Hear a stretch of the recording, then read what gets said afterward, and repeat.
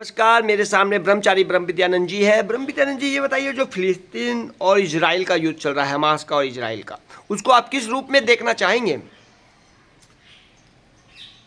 ये रूस और यूक्रेन से पूरा विश्व कहीं ना कहीं आंशिक रूप से प्रभावित हो रहा था। अब एक ये जो नया द्वंद्व हमास और इजराइल के बीच में शुरू हुआ है, ये इस विश्व को थोड़ा आंशिक रूप से प्रभावित कर रहा है। पर दोनों घटनाओं में बहुत बड़ा अंतर है।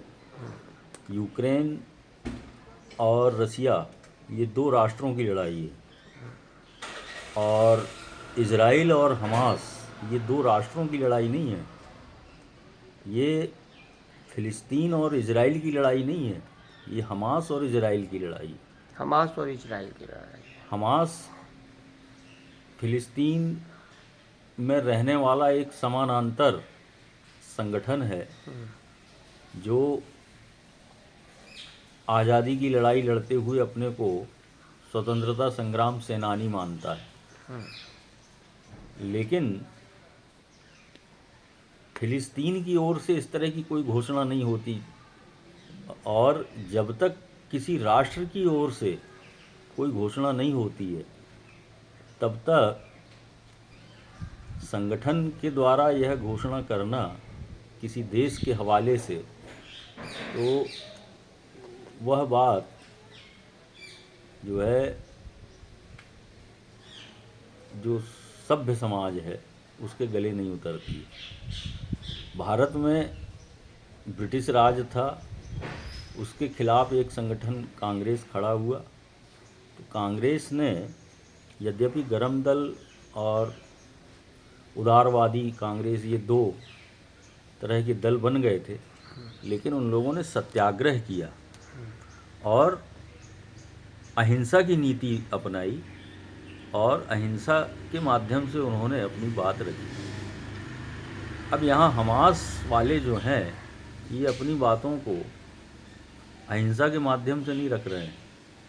ये हिंसा, और हिंसा में भी इस तरह की क्रूर हिंसा कि जिससे एक आतंक का वातावरण निर्मित हो, तो उस रास्ते से ये अपनी विजय चाहते हैं।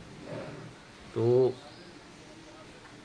इजराइल जैसे संप्रभुता संपन्न राष्ट्र और सामरिक दृष्टि से अत्यंत परिष्कृत राष्ट्र के सामने आप इस तरह का अगर प्रयोग करते हैं, तो आप विजय की बात नहीं करते हैं, आप फिर उकसाने वाली बात करते हैं।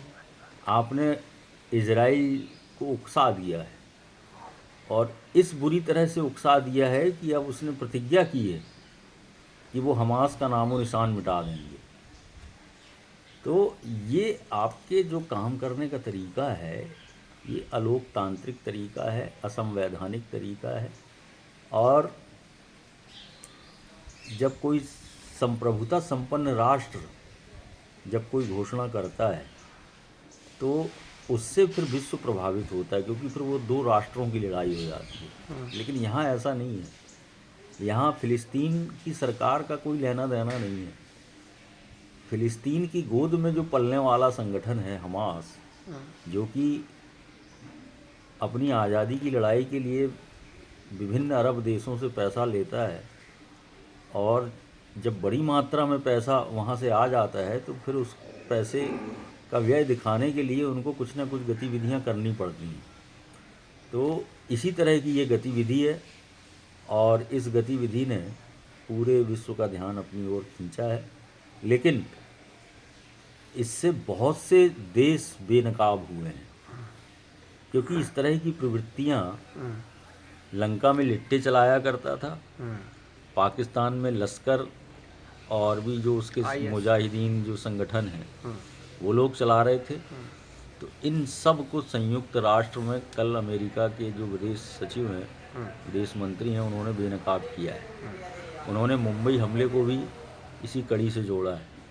तो इस दृष्टि से ये बहुत अच्छा हुआ कि वे देश भी अब बेनकाब हुए जो इस तरह के सपोलों को अपने गोद में पाले हुए हैं और बीच बीच में उनको उकसाया जाता है, उनको पीछे से सैनिक सहायता प्रदान की जाती है और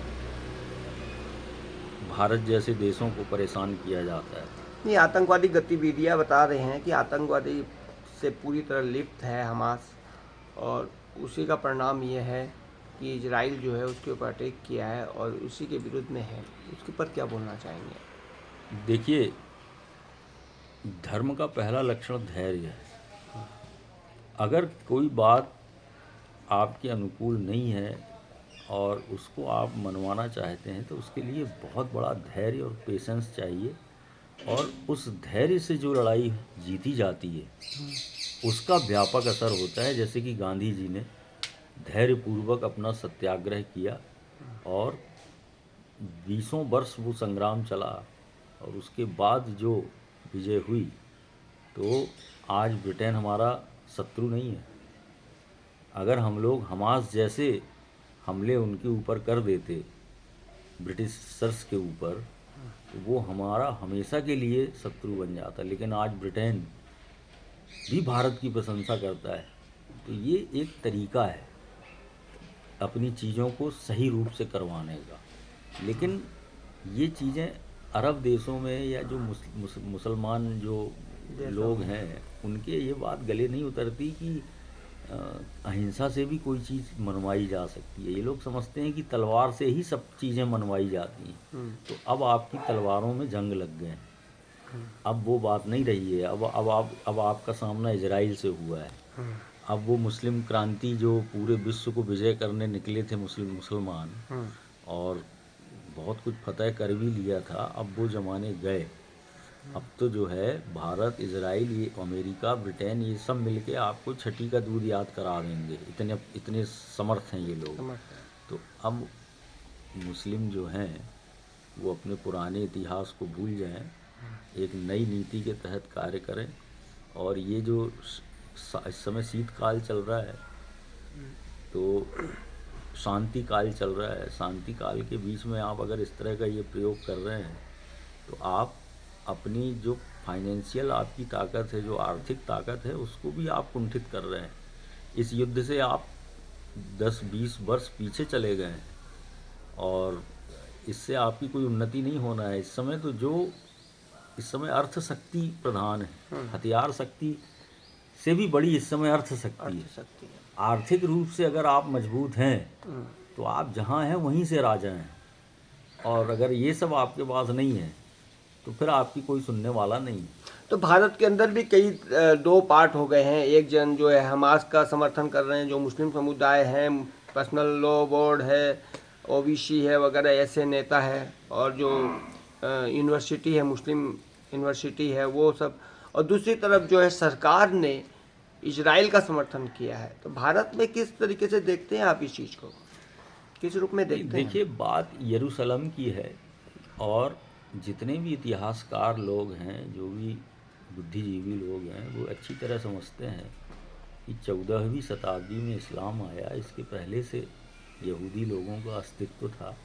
सिकंदर महान ने जब यहाँ भारत की यात्रा की थी तो सिकंदर एक यहूदी था, उसके गुरु यहूदी थे।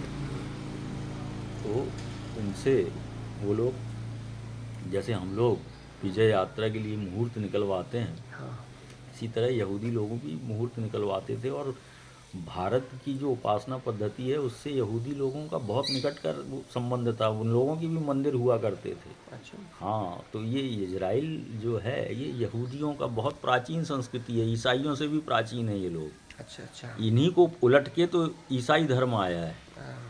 तो ये जो मूसा है ये इनका पुराने बहुत प्राचीन समय से वहाँ से संबंध है। इसके बाद ये लोग बेबीलोन चले गए थे और बेबीलोन में जाके यहूदी लोग हर दिन प्रार्थना करते थे कि हमें अपनी मातृभूमि को प्राप्त करना है, यरूशलेम को प्राप्त करना है। और इस तरह से उन लोगों ने सही स्वतंत्रता संग्राम लड़ा और इसके लिए उनको ज़मीन खरीदना पड़ा। औने पौने में नहीं, दुगने भाव में भी खरीदना पड़ा। तो उन्होंने अरबों से खरीदी, मुसलमानों से वो जगह खरीदी। तो आप इस तरह से मातृभूमि से जुड़े हुए लोगों को आप इस तरह से अब नहीं हटा सकते हैं। और आज देखिए, आज विश्व में जहाँ जहाँ यहूदी बैठे हैं, जहाँ जहाँ जिनसे संभव हो रहा है वो युद्ध में स्वतः स्फूर्त लौट रहे हैं।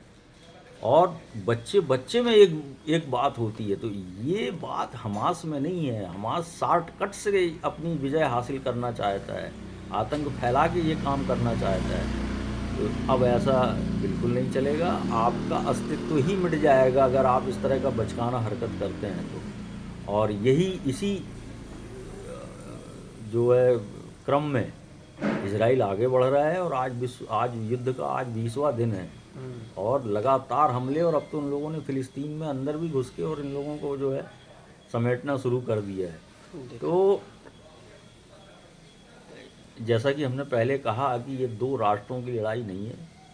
एक राष्ट्र के बीच में जिस तरह से पाकिस्तान सपोलों को अपनी गोद में बैठा के और कायराना हरकत करता है भारत के साथ, वही हरकत हमास वालों ने की है। हमास वालों को अगर अपनी मातृभूमि जैसा अगर वो फिलिस्तीन को या गाजा को या उसको समझते हैं, तो पहले एक बुद्धिजीवी वर्ग तैयार करना चाहिए जो कि बौद्धिक रूप से अपनी बात विश्व को समझा सकें। लेकिन ऐसा करने में हमास नाकाम रहा है। उनकी इस तरह की प्रवृत्ति को लोगों ने नहीं देखा है, सिर्फ आतंकवादी जो प्रवृत्ति है वही देखी गई है। तो भारतीय सरकार ने जिस तरह से इस हमास के कृत्य की भर्त्सना की है, तो यह बिल्कुल उचित है। इसमें भारतीय मुसलमानों को अगर वे प्रधानमंत्री का साथ नहीं दे सकते तो कम से कम मौन रहना चाहिए। इसमें आप जो प्रदर्शन या जो जिस तरह की बातें कर रहे हैं, ये आप फिलिस्तीन के साथ नहीं, आप हमास के साथ जुड़ के कर रहे हैं। आप जो भी बात करें फिलिस्तीन के साथ जुड़कर करें। अब फिलिस्तीन की जनता के लिए अगर कोई सत्याग्रह होना है तो वो फिलिस्तीन में एक बच्चे में वो जज्बा और वो सत्याग्रह पैदा करके और फिर अपनी बात रखनी चाहिए। तो ये फिर एक संवाद वाली बात होगी। फिर इजराइल के साथ बैठ के संवाद के साथ चीज़ों को हल किया जाएगा। लेकिन आप उन संवादों को किनारे करके और युद्ध के माध्यम से या आतंक फैला के ऐसा करना चाहते हैं तो आज के दौर में ये संभव नहीं है। नहीं, वो बताते हैं कि जो फिलिस्तीन है उनके बीच में ये हमास वाले जो आतंकी है वो बैठ जाते हैं, और जब हमला होता है इजराइल की तरफ से तो दोनों साइड के लोग मारे जाते हैं। तो इसको उन लोगों ने अलग तरीके का मोड़ दे दिया, अलग मुद्दा दे दिया कि निर्दोष लोग मारे जा रहे हैं। तो भाई निर्दोष के बीच में ही तो उन लोगों ने पनाह ली है, सपोर्ट किया है। तो भाई जो बम गिरेगा वो तो आतंकियों के ऊपर गिर रहा है, उसमें निर्दोष लोग भी मारे जा रहे हैं। उसको वो लोग ढाल क्यों बनाना चाहते हैं? इसको बुद्धिजीवी एक सिरे से खारिज करता है। आपके बीच में लोग घुसे हैं तो आपने उनको पनाह क्यों दी है? उनको मारने की, भाई देखो, महिमा घटी समुद्र की रावण बसा पड़ोस।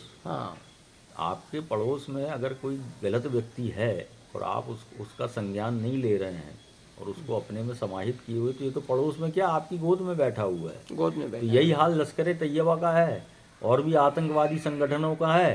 तो जो जिस तरह के हमले ये संगठन छोटे छोटे भारत में आके करते हैं, उससे पाकिस्तान सरकार पल्ला झाड़ने की कोशिश करता है कि ये हमारा काम नहीं है। तो भाई आपका काम नहीं है तो आपकी गोद में बैठे हुए लोगों का तो काम है। इससे तो पूरा राष्ट्र की जवाबदेही बनती है। तो अब इसमें निर्दोष लोग मारे जा रहे हैं तो ये फिलिस्तीन की ही गलती है, इजराइल की नहीं है। आप ऐसे लोगों को अपने बीच में क्यों आपने उनको संरक्षण दिया हुआ है या क्यों रहने दे रहे हैं? उनको देश निकाला दीजिए। और यही बात पाकिस्तान के ऊपर भी है कि आपने जिन आतंकवादी संगठनों को पाला है तो जवाबदेही आपकी तय होगी। कोई भी कृत्य होता है तो हमला पाकिस्तान में होगा, जैसे कि फिलिस्तीन में किया जा रहा है। तो ये तो सीधी सी बात है।